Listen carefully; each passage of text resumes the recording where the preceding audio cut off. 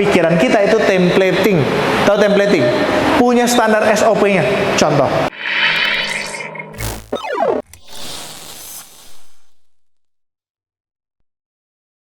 Keluarga saya mungkin di kampung, ekonominya kurang, and then saya pribadi mau berubah menciptakan masa depan, saya harus ngapain? Catat nih ya. Yang pertama adalah perhatikan pikiran kita. Karena dari pikiran kita akan berubah menjadi kata-kata kita. Apa-apa yang ada di pikiran kita itu akan berubah jadi kata-kata, baik yang terucap ataupun tidak terucap. Contoh. Misalkan Anda melihat situasi di ruangan ini panas ya. Gara-gara pikirannya fokusnya kepada panas, kata-kata yang keluar panas. Tapi pertanyaannya, ada nggak orang yang walaupun keringatan tidak merasa panas? Saya bajunya lebih tebal daripada Anda, tapi saya enjoy aja tuh. Kenapa? Karena pikiran saya tidak saya letakkan pada masalah yang ada, pada hambatan yang ada, tapi pada hal yang bisa dibangun. Orang tuh cuma punya dua fokus. Punya berapa fokus? Manusia tuh cuma punya dua fokus. Punya berapa fokus? Pertama fokus pada masalah, kedua fokus pada solusi. Oke? Paham ya? Jadi apa yang di pikiran kita itu akan berubah jadi kata-kata. Kata-kata akan berubah menjadi tindakan. Ada nggak di luar sana orang yang katanya resesi, katanya BBM naik. Gara-gara BBM naik, dia akhirnya memaki-maki pemerintah? Ada? Banyak. Tapi ada nggak yang gara-gara BBM naik, dia menaikkan standar hidupnya? Oke, pendapatan saya harus naik. Ada nggak? Banyak juga. Kan itu pilihan dalam hidup. Tergantung bagaimana pikiran diarahkan dan didesain. Ya nggak? And then dari tindakan jadi kebiasaan. Apa-apa yang kita lakukan setiap harinya dan berulang, dia akan menjadi kebiasaan. Kebiasaan memunculkan karakter, and then karakter determine your destiny, nasib. Jadi kalau nasib masa depan mau berubah, gampangnya tarik garis lurus. Isi pikiranmu dengan pikiran yang positif, yang memberdayakan gitu. Pikiran kita itu templating. Tahu templating? Punya standar SOP-nya. Contoh. Siapa yang tadi pagi mandi sikat giginya di awal? Angkat tangan. Siapa yang mandi pagi tadi sikat giginya di awal? Biasanya biar cepet anaknya mandi, kita semua diguyur dulu, kita baru disabunin, diguyur lagi biar cepet, sikat giginya di akhir. Tapi kalau orang tua yang misalnya petani, pedagang yang lebih santuy, aktivitas yang nggak buru-buru, anaknya itu sambil disabunin, sikat gigi. Jadi sikat giginya di awal, tergantung doktrin orang tuanya. Ada yang benar nggak? Ada yang salah nggak? Semua benar, tergantung doktrinnya. Itulah template. Jadi kalau ngomongin sebuah pekerjaan bisa atau enggak tergantung isi kepalanya apa. Kelas? Kelas? Saya mau tanya, siapa yang optimis lulus dari Istilah punya bisnis? Angkat tangannya.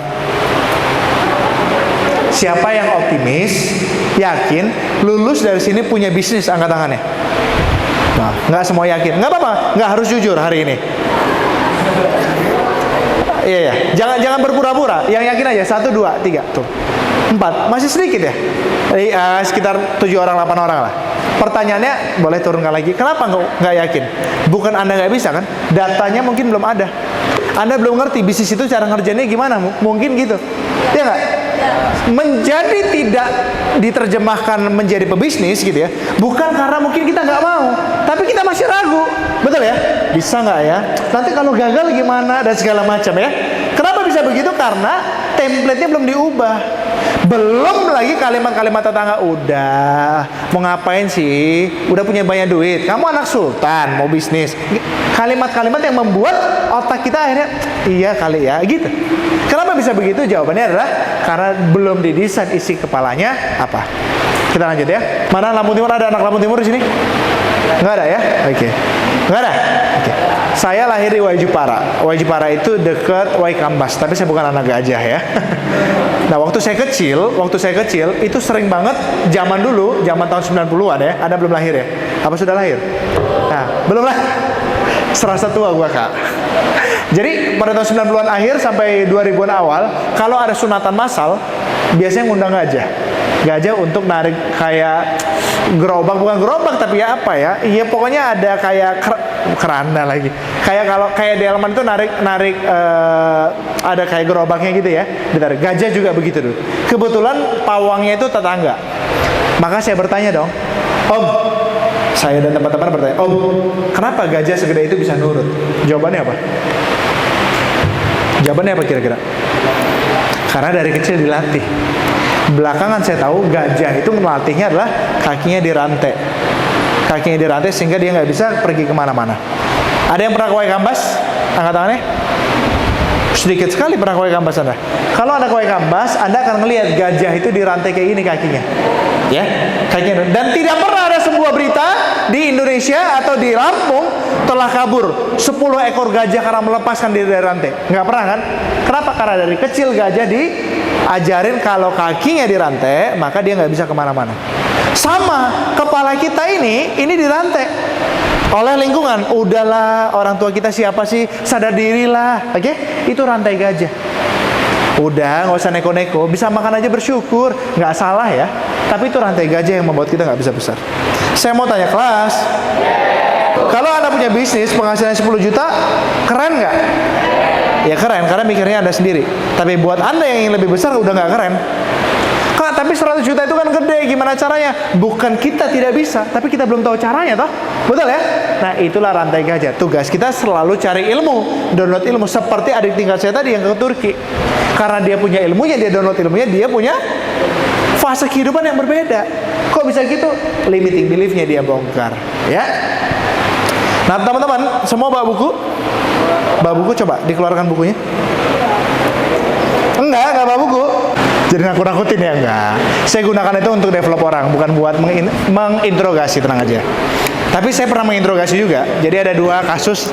Cek. Ada 2 kejadian yang pernah saya bantu. Pertama kejadian doktrinisasi. Doktrinisasi adalah sebuah doktrinisasi tertentu. Yang kedua adalah kejadian penipuan. Dan memang kelihatan bahasa tubuh. Hari ini kita belajar juga. Kenapa penting berbahasa tubuh yang benar? Karena orang tuh udah ngerti isi kepala kita apa dari bahasa tubuh ya. Hati-hati makanya. Dan ketahuilah apa-apa yang malas, nggak punya relasi, takut duluan, and then tadi mau action itu berat, itu semua penjara abstrak. Penjara yang hanya ada di pikiran kita. Ada nggak kejadiannya? Enggak. Tapi itu penjara.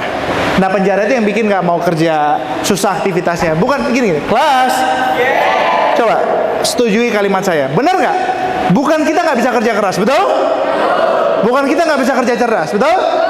Tapi kita bingung mau kemana kerja keras dan kerja cerdas itu di bawah, betul? Ya udah. Jadi masalahnya bukan nggak bisa action, bukan nggak punya relasi. Saya mau tanya, Mas siapa? Trio. Ke gubernur, kan harus ada hal penting. Kalau pertanyaannya sekarang, Bro Rio, jurusannya apa? RPL. Menciptakan sebuah program yang itu berdampak pada UMKM, mungkin nggak dibawa sama Pak Rektor, Pak WR ke gubernur? Nah, berarti kan harus ada sesuatu yang stand out gitu, yang muncul ke permukaan sehingga kita layak. Itulah kalau capacity, disebut dengan kapasitas, disebut dengan mahakarya. Sip? Tepuk tangan dong buat Rio. Membuat sebuah penelitian dan menyimpulkan gampangnya begini. Kalau you mau sukses, kata David McClellan, 20% itu dipengaruhi oleh hard skill, visible, yang nampak. Sedangkan 80% itu soft skill. Hard skill itu apa sih? Technical skill. Kalau anak RPL berarti bisa programming, itu hard skill. Kalau kewirausahaan bisa jualan, itu hard skill. Manajemen retail bisa nyari duitnya hilang di mana, itu hard skill. Ngurusin stok manajemen itu hard skill. Tapi soft skill itu berbicara dengan cara berperilaku. Kalau jalan ke Istiqlal masih begini, oh udah, percaya nggak akan jadi orang. Karena jalannya aja udah songong. Padahal you belum jadi orang, udah songong, guys. Tapi nggak bisa juga jalannya ke Istiqlal, masuknya begini kayak orang sakit, nggak bisa juga. Berarti you rendah diri. Kebayang ya? Kak, jadi harus gimana? Ya harus mantap, tegap. Coba mas, ini mas. Ada sebuah penelitian di Amerika dari Profesor Amy Cady. Bahasa tubuh itu mempengaruhi citra diri. Coba berdiri yang benar gimana? Nah, saya bantu benerin ya. Jadi cowok kalau berdiri itu nggak boleh begitu. Standar. Senyum. Nah, kan manis, ya kan? Terus kakinya buka dikit. Dia harus sejajar begini sama. Nah, perutnya jangan dimaju-majuin. Kan lebih gagah dibanding yang tadi. Paham ya? Nah, ini bahasa tubuh. Ada penelitian. Kelas? Ya, ada penelitiannya. Ini kan lebih berwibawa, mantap. Cara, boleh duduk, bro? Cara jalannya gimana? Cara jalan nggak boleh nunduk, nggak boleh juga ngangkat. Ya harus standar. Mantap. Paham ya? Oke, itu bahasa tubuh. Nah, jadi teman-teman sekalian, salah satu syarat untuk mencapai sebuah perubahan hidup, kata David McClellan, adalah kelola 80%-nya. Kelola apa yang ada di pikiran bawah sadar kita. Kelola apa yang ada di persepsi kita. Bagaimana Anda mempersepsikan diri. Kak, misalkan gini, saya nggak mau dengar tuh ada kalimat gini. Kak, kami kan Istilah kampus baru, terus bersaing sama ITERA. Come on man, apa yang salah? Apa yang salah? Tidak ada yang salah. Oke? Karena emas tetap aja emas. Emas mau masuk comberan, di bawah ke atas, Anda berani beli dengan mahal juga nggak? Berani, karena emas tetaplah emas. Jadi jangan banyak alasan. Sip? Hidup mahasiswa.